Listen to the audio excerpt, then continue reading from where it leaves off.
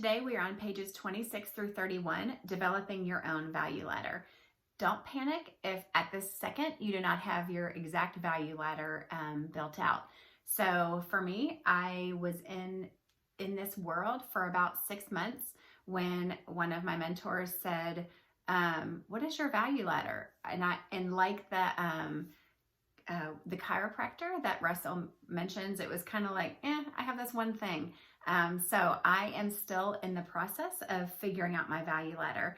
And, generally you're going to start with free at the bottom and work your way up. And even still, like at the top end of my value ladder right now, I have it at about $1,500. And I realize that I still have some self-limiting beliefs that it's hard for me to think past that $1,500. But like Russell's example where he talked about that, he was at the time in that group with $25,000 people paying for that mastermind. And he was, his highest part of his value ladder was $5,000. And he had to expand his mind to think about, going higher up to 25,000 and then $1 million. And probably if you're anything like me, this is mind-boggling to think about these numbers because it's just not how we have thought before. We have a low-end product that we sell in the scheme of things compared to all of this. And even with that, sometimes it feels like people are resistant to paying that. And if you're having those same thoughts, realize that we just haven't found our dream customers yet. Because when you do find your dream customer and provide them value, they are going to ascend up your value ladder. I am proof.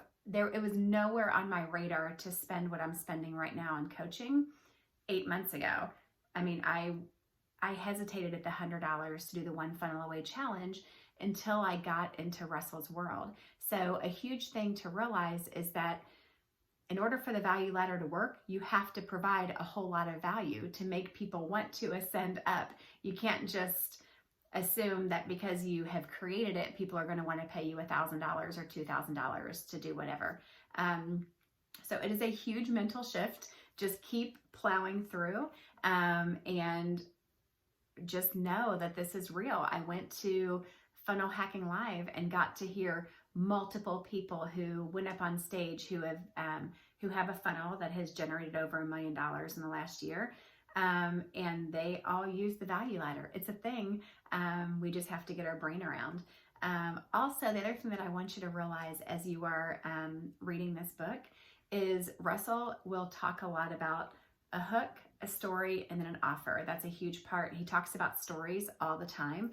And realize that in order to convince you of the point that he is making on whatever day that you're on, he always, I want to say always, but almost always at least, uses a story to help with your belief, to help you to see what he's talking about and think about how that's going to translate over to your own business, to use stories to help knock down walls of unbelief and help people to see the vision that you are trying to cast for them with, whether it's with your product, with your business, whatever it is.